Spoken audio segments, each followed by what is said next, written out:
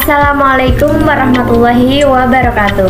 Shalom, Om Swastiastu, Namo Buddhaya, salam kebajikan. Perkenalkan, nama saya Vina Lavenia dengan NIM 4301421039 dari Prodi Pendidikan Kimia 2B. Di sini saya akan menjelaskan tentang kimia organik, yaitu atom, molekul, dan alkana.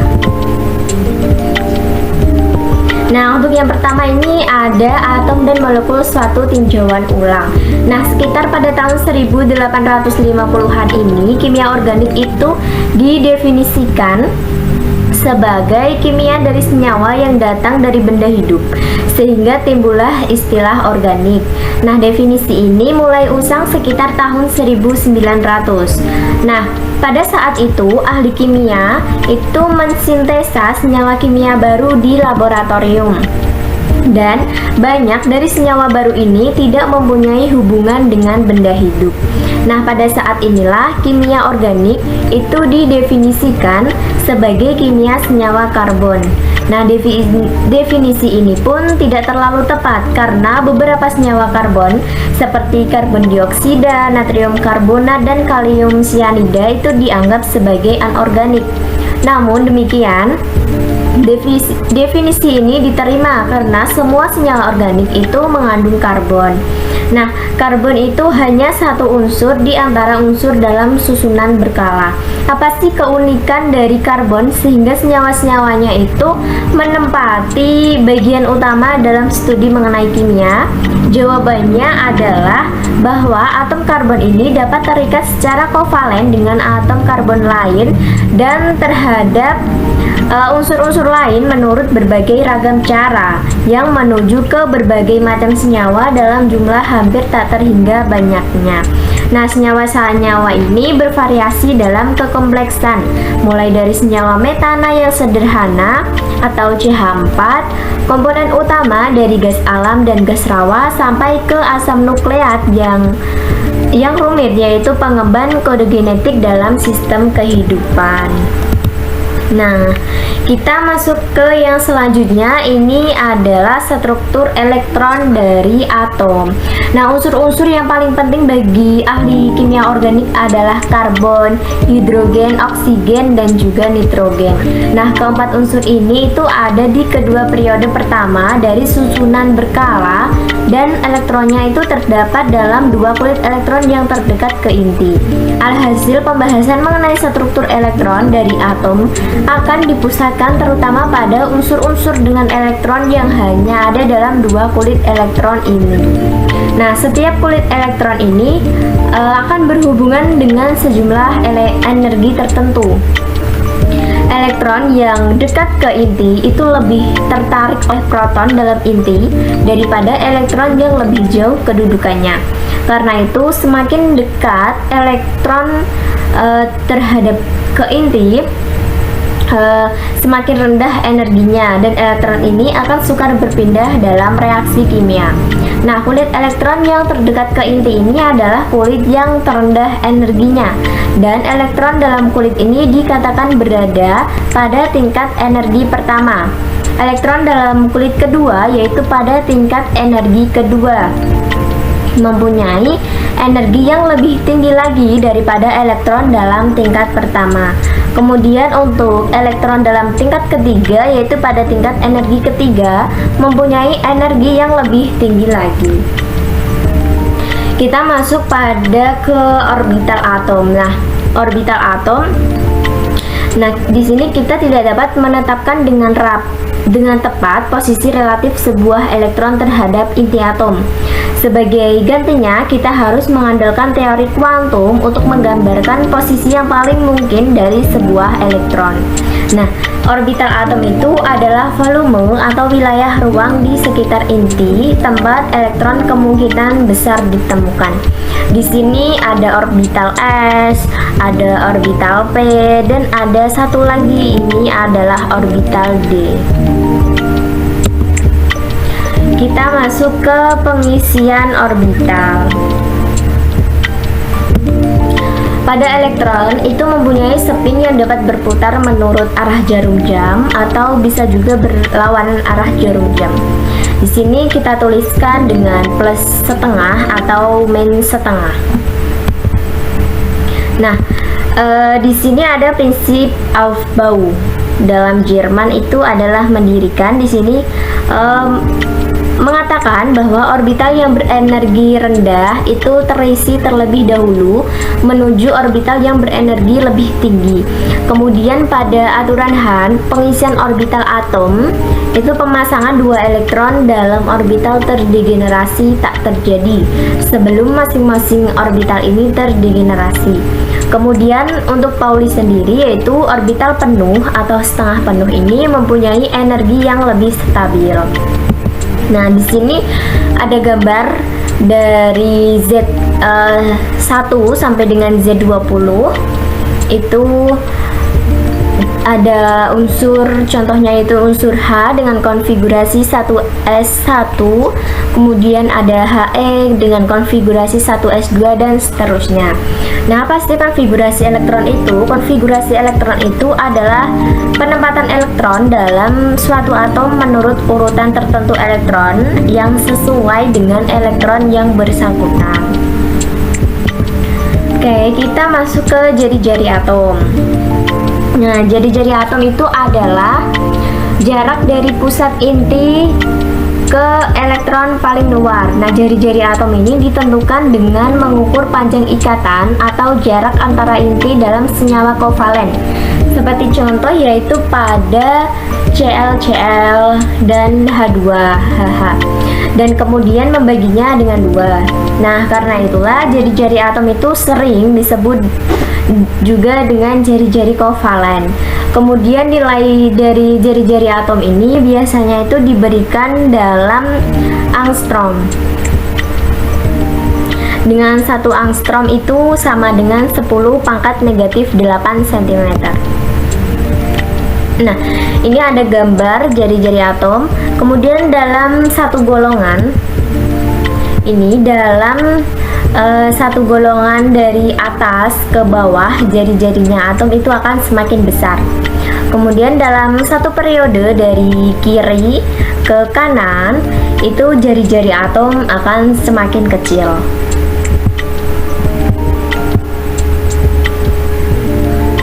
Kita masuk ke keelektronegatifan. Nah, keelektronegatifan sendiri itu adalah kecenderungan suatu unsur untuk menarik elektron luarnya atau elektron valensi sehingga akan bermuatan negatif. Nah, ini ada gambar di sini bahwa dalam satu periode dari kiri ke kanan itu keelektronegatifannya itu keelektronegatifan atomnya itu akan semakin besar. Sedangkan dalam satu golongan dari atas ke bawah, keelektronegatifannya itu akan semakin kecil. Kita masuk ke pengantar keikatan kimia. Nah, karena struktur elektron itu berbeda-beda, maka atom dapat terikat menjadi molekul dengan berbagai cara. Nah, dalam 1916, G.N. Lewis dan W. Kossel itu mengemukakan teori sebagai berikut.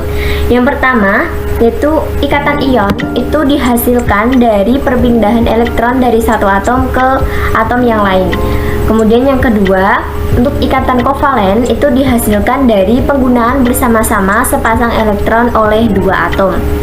Kemudian yang ketiga, atom itu memindahkan atau membuat pasangan elektron untuk mencapai konfigurasi elektron gas mulia.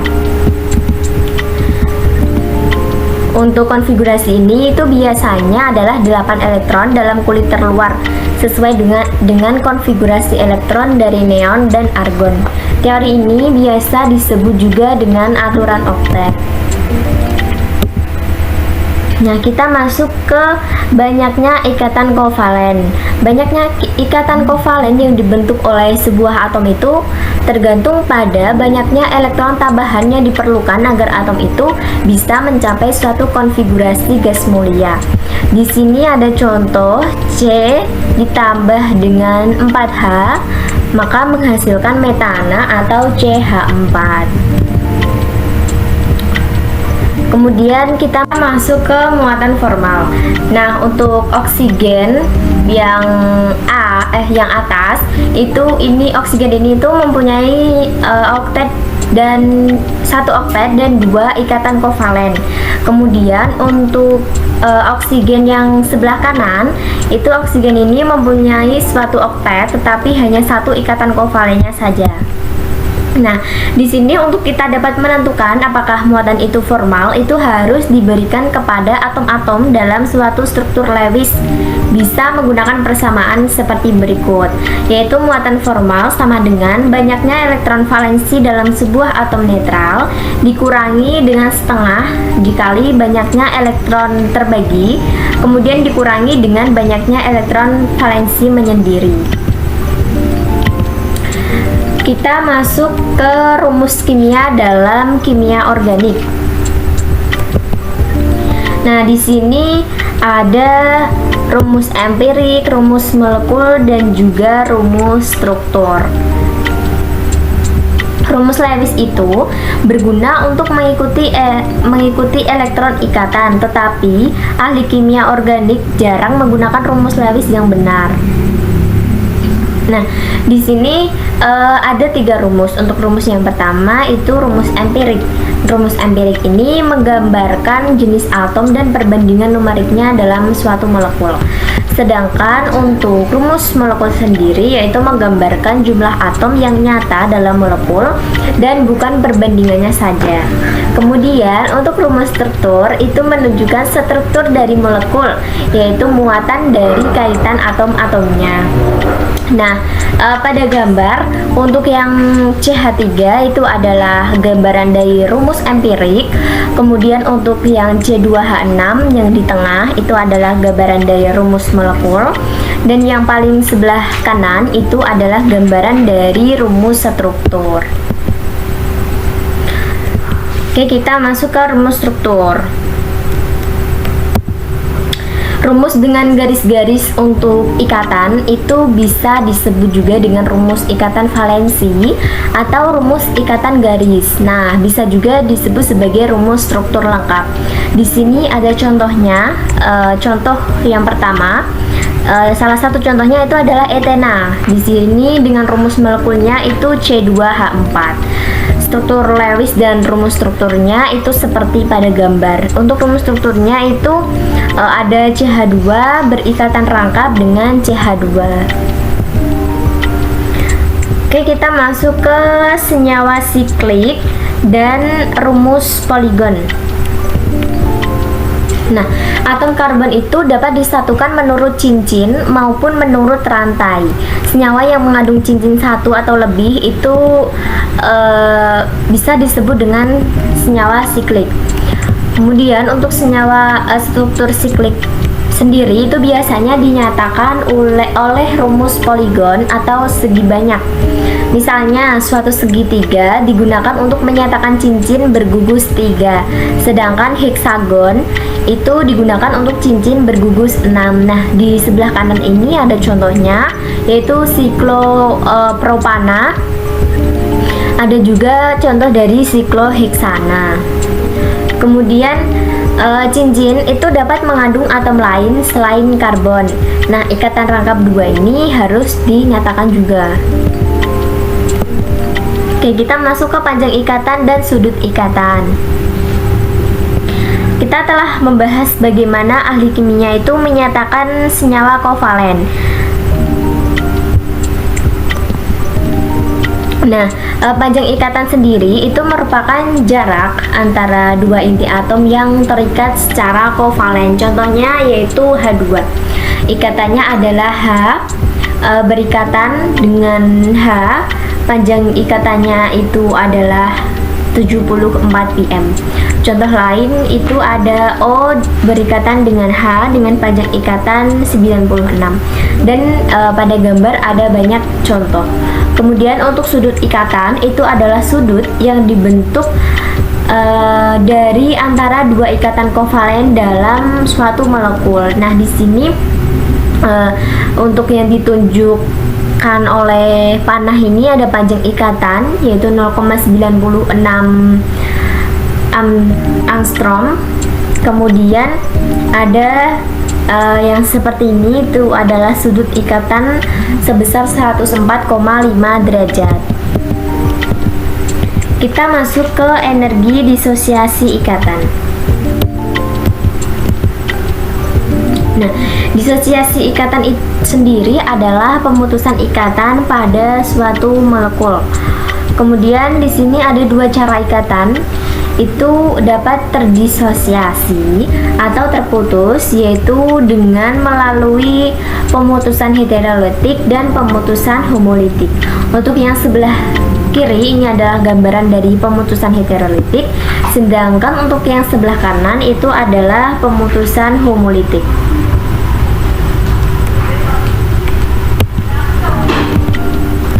Kita masuk ke ikatan kovalen polar.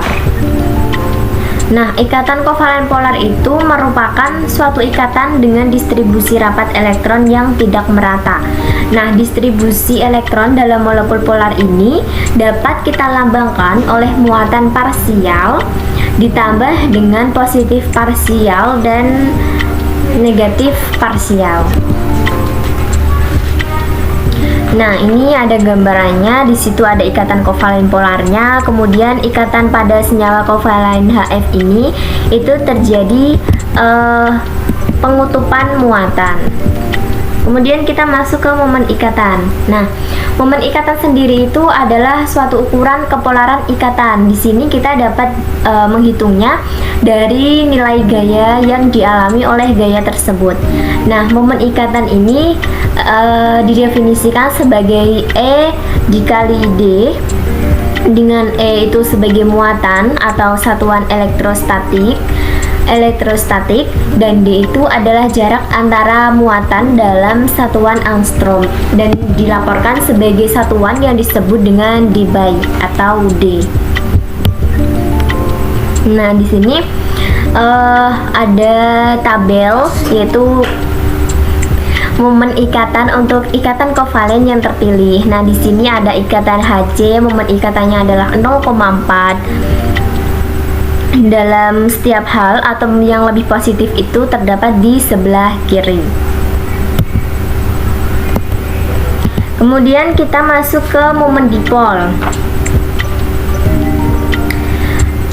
Momen dipol itu adalah jumlah vektor dari momen ikatan dalam molekul. Karena adisi vektor itu menyangkut arah maupun besarnya momen ikatan, maka momen dipol adalah ukuran kepolaran molekul secara keseluruhan. Nah, momen dipol ini dapat digunakan juga untuk membantu menentukan geometri molekul. Di sini ada tabel yang menyatakan momen dipol dari senyawa yang telah dipilih, yaitu ada senyawa H2O dengan momen dipol D-nya itu 1,84 dan lain-lain. Kemudian kita masuk ke tarikan antara molekul. Yang pertama itu anteraksi dipol-dipol. Nah, molekul nonpolar ini akan saling ditarik oleh anteraksi dipol-dipol yang lemah, yang biasa disebut juga dengan gaya London. Nah, gaya London ini timbul dari dipol yang diinduksi dalam satu molekul oleh molekul yang lain. Dalam artian ini, elektron dari satu molekul kedua secara lemah, maka elektron kedua ditolak oleh elektron pertama. Hasilnya adalah distributor elektron tidak merata dan suatu dipol akan terinduksi. Kemudian anteraksi berbagai dipol-dipol, tarikan dan tolakan secara kolektif ini kan disebut juga dengan gaya van der Waals, yaitu jarak antara molekul mempunyai pengaruh penting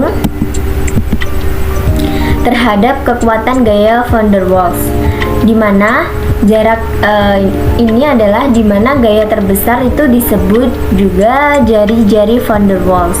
Nah, bila dua atom ini saling mendekat, lebih dekat daripada jarak, timbullah tolakan antar kedua inti dan antar kedua perangkat elektron. Oke, untuk selanjutnya kita masuk ke ikatan hidrogen. Nah, jenis antar aksi dipol-dipol yang teristimewa kuat terjadi antara molekul yang mengandung atom hidrogen yang terikat pada nitrogen, oksigen, dan juga fluor. Kemudian untuk atom hidrogen yang parsial positif dari satu molekul ini ditarik oleh pasangan elektron menyendiri dari atom suatu molekul lain yang lebih elektronegatif. Tarikan ini biasa disebut juga dengan ikatan hidrogen. Nah, di sini ada contoh. Nah, ini adalah yang ditunjuk panah itu adalah menunjukkan ikatan hidrogennya. Nah, ikatan hidrogen ini tidak semua sama kekuatannya. Misalnya, suatu ikatan hidrogen O dengan HO itu lebih kuat dari ikatan hidrogen N dengan HN. Kemudian kita masuk ke pengaruh ikatan hidrogen. Nah, senyawa yang berikatan hidrogen itu mempunyai titik D yang lebih tinggi. Untuk menguapkan cairan berikatan hidrogen ini harus diberikan energi tambahan untuk memecahkan semua hidrogen antar molekulnya. Misalnya, ada etanol yaitu CH3, CH2OH, ada juga dimetil ether dengan rumus CH3OCH3. Nah, etanol dan dimetil ether ini memiliki berat molekul yang sama, namun etanol itu mempunyai titik didih yang jauh lebih tinggi daripada dimetil ether. Kemudian untuk etanol sendiri ini adalah cairan pada suhu kamar, sedangkan dimetil ether itu berupa gas. Kemudian kita masuk ke asam dan basa. Di sini ada beberapa pendapat dari beberapa para ahli. Yang pertama itu adalah Arrhenius. Di sini menyatakan bahwa asam itu adalah zat yang menghasilkan ion hidronium atau H3O+ atau ion hidrogen yang biasanya kita dengar sebagai H+ jika dilarutkan dalam air. Sedangkan basa itu adalah zat yang menghasilkan ion hidroksida atau OH- jika dilarutkan dalam air. Kemudian dari Bronsted-Lowry, asam itu adalah spesies yang memberikan atau mendonorkan proton. Sedangkan untuk basa itu adalah spesies yang bertindak sebagai penerima atau akseptor proton dalam suatu reaksi transfer proton. Nah, untuk ahli yang selanjutnya itu ada Lewis. Di sini menyebutkan bahwa asam itu adalah penerima atau akseptor pasangan elektron bebas. Sedangkan basa itu adalah pemberi atau pendonor pasangan elektron bebas. Nah, untuk yang pertama ini ada asam dan basa kuat dan juga lemah. Asam kuat itu adalah asam yang telah terdisosiasi sempurna di dalam air dan memiliki nilai 1 derajat disosiasi itu sama dengan 1. Contohnya itu ada HCl, HNO3, H2SO4, HBr, HI, dan ada juga HClO4. Kemudian basa kuat itu adalah basa yang terdisosiasi sempurna di dalam air dan memiliki nilai derajat disosiasinya itu sama dengan 1. Contohnya itu ada KOH dan NaOH. Nah, asam lemah sendiri itu adalah asam yang tidak terdisosiasi sempurna di dalam air dan memiliki derajat ionisasi kurang dari 1. Contohnya itu ada HNO2, CH3COOH, HCOH, HCOOH, dan H2SO3. Kemudian untuk basa lemah itu adalah basa yang tidak terdisosiasi sempurna di dalam air dan di sini tuh memiliki derajat ionisasinya itu kurang dari 1. Contohnya ada FeOH 2 kali, FeOH 3 kali, dan AlOH 3 kali. Kemudian kita masuk ke asam dan basa konjugat. Nah, konsep asam dan basa konjugat sendiri ini berguna untuk pembandingan keasaman dan kebasaan. Basa konjugasi adalah asam yang telah melepaskan atau mendonasikan protonnya. Kemudian untuk yang asam konjugasi itu adalah basa yang menangkap proton dari asam. Nah, di sini seperti pada gambar yang telah digambarkan ini ada basa konjugasi dan asam konjugasinya, dimana H2O liquid ini adalah asam, NH3 ini basa, kemudian ada OH- itu ada sebagai basa konjugasi, dan NH4 plus itu adalah asam konjugasinya. Kemudian yang ketiga, kita masuk ke asam dan basa Lewis. Yang pertama adalah pengertian asam basa menurut Lewis. Asam itu adalah suatu zat yang dapat menerima sepasang elektron, sedangkan basa adalah zat yang dapat memberikan sepasang elektron. Kemudian yang kedua ini ada contoh reaksi asam dan basa Lewis. Nah, di sini ada contohnya, yaitu ada BF3 dan seterusnya seperti pada gambar. Nah, kita masuk ke tetapan keasaman. Nah, tetapan kesetimbangan ionisasi asam lemah itu disebut sebagai tetapan ionisasi asam, dilambangkan dengan Ka. Dirumuskan sebagai berikut. Contohnya itu ada Ha dalam Aq menghasilkan H+ ditambah amin. Rumusnya yaitu Ka sama dengan H+ dikali amin dibagi dengan konsentrasi Ha. Yang selanjutnya adalah tetapan kebasaan. Tetapan kesetimbangan ionisasi basa lemah itu disebut juga sebagai tetapan ionisasi basa. Di sini dilambangkan dengan Kb. Dirumuskan sebagai berikut.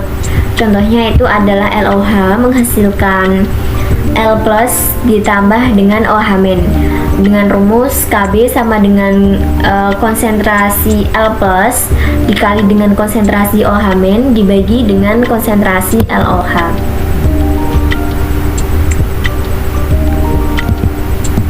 Oke, untuk selanjutnya kita masuk ke alkana. Alkana sendiri itu adalah senyawa organik, di mana alkana ini mengandung karbon dan hidrogen dengan ikatan tunggal saja. Alkana ini berbentuk gas dan terdapat pada minyak bumi. Kemudian alkana ini memiliki rumus CnH2n+2. Kemudian struktur nama dan 10 alkana rantai lurus ini ada rumus molekul CH4, rumus bangunnya CH4, namanya adalah metana. Kemudian ada rumus molekul C2H6, itu rumus bangunnya CH3 berikatan dengan CH3, namanya etana, dan seterusnya sampai dengan C10H22 dengan nama dekana. Nah, kita masuk ke sifat-sifat fisika alkana. Alkana itu adalah senyawa nonpolar. Akibatnya adalah gaya tarik antar molekulnya itu lemah. Nah, alkana rantai lurus dengan butana itu adalah gas pada temperatur kamar. Sementara alkana C5 sampai C17 itu adalah cairan, dan alkana rantai lurus dengan 18 atom C atau lebih itu adalah padat. Di sini semua alkana itu lebih ringan daripada air. Senyawa alkana yang semakin panjang rantai karbonnya, maka titik didihnya akan semakin tinggi. Kemudian di sini ada juga sifat kimia alkana. Alkana dan sikloalkana itu tidak reaktif dibandingkan dengan senyawa organik yang memiliki gugus fungsional. Reaksi penting dari alkana adalah pembakaran, reaksi dengan halogen, dan reaksi eliminasi. Di sini ada sikloalkana. Sikloalkana diberi nama menurut banyaknya atom karbon dalam cincin dengan penambahan awalan siklo. Nah, di sini ada contoh siklopentana, sikloheksana, dan siklooktana. Kemudian bila gugus alkil atau gugus fungsional ini diletakkan pada suatu rantai alkana, rantai lurus itu akan disebut sebagai akar atau induknya. Nah, gugus-gugus itu ditandai dalam nama senyawa oleh awalan dan akhiran pada nama induknya. Di sini ada contohnya, yaitu CH3 yang atas itu adalah cabang. Kemudian untuk induk itu ialah pentana karena C-nya ada 1, 2. Pentana karena di situ C-nya ada 5, kemudian Cl dan C yang berikatan rangkap dengan O itu adalah sebagai gugus fungsional. Kemudian ini ada tabel, yaitu ada gugus alkil dan namanya. Contohnya ini ada CH3 itu namanya adalah metil, kemudian CH3 berikatan CH2 itu ada etil dan seterusnya. Kemudian kita masuk ke tata nama alkana. Nah, deret homolog alkana. Deret homolog alkana itu mempunyai sifat-sifat. Yang pertama yaitu mempunyai rumus umum. Untuk deret homolog alkana adalah CnH2n+2. Kemudian antara satu anggota ke anggota berikutnya mempunyai pembeda CH2. Selisih massa rumus antara satu anggota ke anggota berikutnya adalah 14, dan semakin panjang rantai karbonnya akan semakin tinggi titik didihnya. Di sini ada contoh, yaitu jumlah atom C1, rumus molekulnya itu adalah CH4 dengan nama metana, dan titik lebur, titik didih, dan massa jenis seperti yang tertera pada tabel. Kemudian untuk wujudnya dalam suhu kamarnya itu adalah gas, dan untuk jumlah atom C sampai seterusnya. Kemudian kita masuk ke pemberian nama senyawa karbon yang didasarkan pada aturan IUPAC. Yang pertama itu adalah nama alkana diambil berdasarkan jumlah atom karbon penyusunnya dan diakhiri dengan akhiran ana. Nah, di sini yang paling atas itu adalah C-nya itu ada 4. Kita lihat bahwa di situ ada C yang berikatan 4. Maka kan butil ya, C4. Maka karena diakhiri dengan ana menjadi butana. Kemudian ada juga itu pentana. Nah, jika strukturnya itu telah diketahui dan merupakan rantai karbon tidak bercabang, maka di depan nama huruf itu diberi dengan huruf N. Nah, seperti contoh di sini C-nya ada 1, 2, 3, 4, 5, 6, 7. Nah, maka menjadi N-heptana. Untuk yang ketiga, jika rantai karbon itu bercabang, ditentukan dahulu rantai utama, kemudian diberi nomor urut dari ujung yang paling dekat dengan letak cabang. Nah, contohnya ini rantai yang paling panjang itu ada 1, 2, 3, 4, 5, 6. Ada 6. Berarti rantai induknya adalah C6. Kemudian untuk cabangnya itu ada 1C, yaitu adalah metil. Karena metilnya ini terletak pada rantai induk di nomor 3, maka namanya menjadi 3 metil heksana. Heksana karena C-nya ini ada 6 atom karbon. Kemudian yang keempat, menetapkan gugus cabang yang terikat pada rantai utama. Gugus cabang pada alkana ini umumnya itu merupakan alkil yang memiliki rumus CnH2n+1. Contoh, rumus gugus alkil CH3. Nama IUPAC-nya adalah metil. Kemudian C2H5 itu etil, C3H7 propil, C4H9 butil, C5 pentil, dan C6H13 heksil. Kemudian yang kelima, gugus alkil yang mempunyai rantai bercabang atau tidak terikat pada atom karbon primer itu diberi nama tertentu. Nah, di sini ada contohnya, itu adalah isopentana. Untuk C yang sebelah kanan, atom karbon 3 sebelah kanan itu dinamai dengan iso.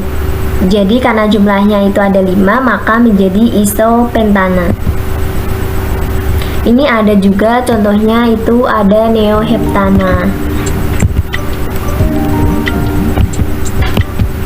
Yang keenam yaitu urutan penamaan alkana. Itu nomor cabang, kemudian strip nama cabang, strip nama rantai utama. Contohnya Ini ada 3 etil, nama cabangnya itu adalah 3, kemudian nama cabangnya itu etil, dan ada cabang lagi yaitu pada nomor 7 dengan nama cabangnya itu metil. Kemudian nama rantai utamanya adalah nonana karena jumlahnya ada 9 atom karbon. Kemudian yang ketujuh, jika terdapat lebih dari satu cabang yang sama, nama cabang disebut sekali diawali dengan angka latin yang menunjukkan jumlahnya. Contohnya ini ada 2,2, 2,3 trimetilheksana. Baik, terima kasih. Sekian yang dapat saya sampaikan. Mohon maaf apabila terdapat banyak kesalahan. Terima kasih. Wassalamualaikum warahmatullahi wabarakatuh.